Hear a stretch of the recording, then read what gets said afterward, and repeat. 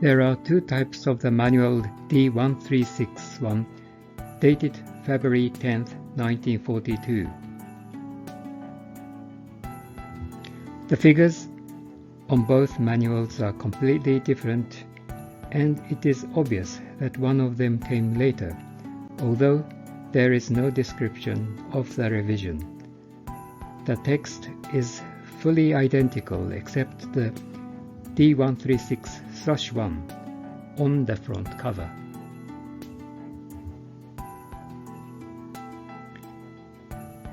I have been thinking that the latter one could be a post-war made-up, so I'm going to explain it in this video.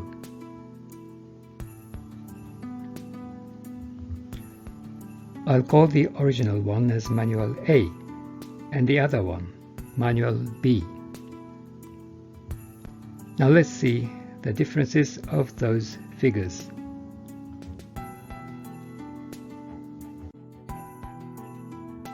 Here we have an overall picture of the ZF41.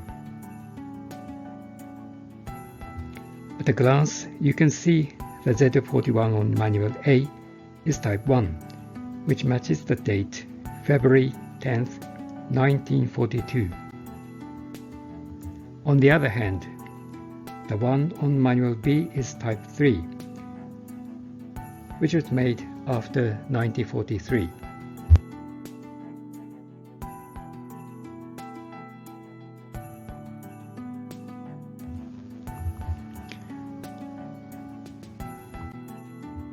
Something unfamiliar on Manual B is the sheet metal spring for the elevation ring. The position is not correct. It is usually placed under the scope tube. Moreover, the shape of the part is different from the standard.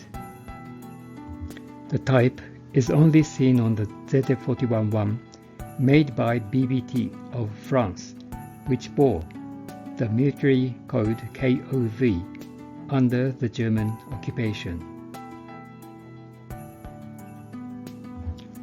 Thus, the very scope pictured in Manual B is likely to be made in France.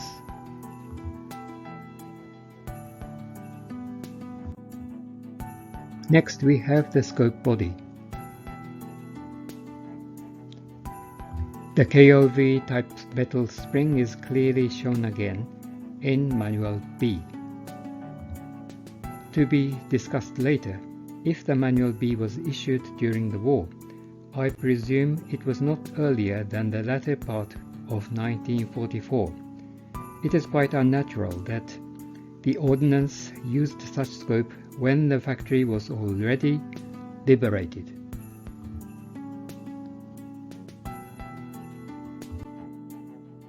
The next picture is the ZF41 packed within the container.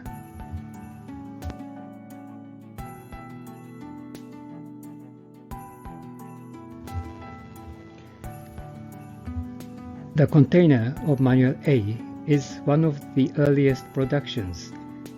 The one pictured in Manual B is of the middle productions, which lack the tube for holding the lens brush. Pay attention to C2, the cloth, and C3, the brush, which were used for cleaning the lenses. In Manual A, both are visible in their place, while in Manual B, neither are shown in the picture, and C3 is pointing nothing. Since the tube for holding the brush was abolished in the middle production, there is a possibility that the brush was no longer packed in the container. In that case, they should have deleted the caption, and there is no reason to draw a line to point mid-air if this was done officially.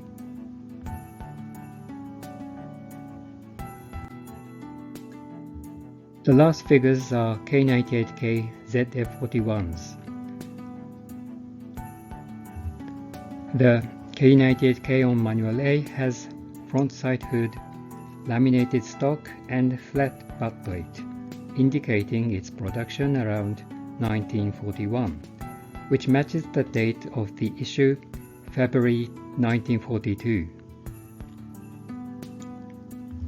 The one on Manual B, Lux side hood, has solid wood stock with flat butt plate and is obvious to be made earlier than 1940.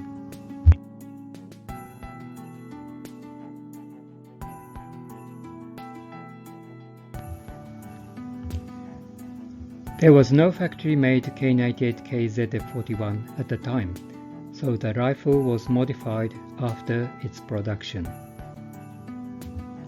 With all those fake K98K ZF41s made after the war, even if the modification was done by the ordnance during the war, it is quite unnatural to use such gun for an official document issued in the late war.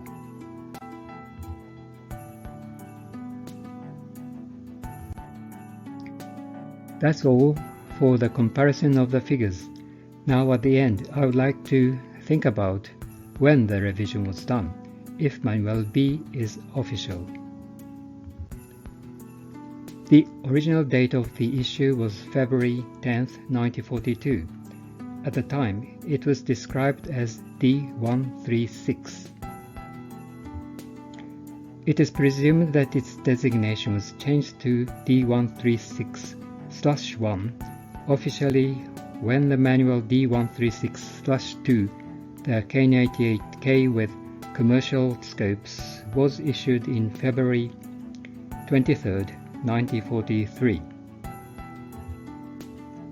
However, it is clear that was not the point of revision, since in the sniper manual dated May 15, 1943, extracts from D136/1 were included, showing the same figure as Manual A and not as Manual B.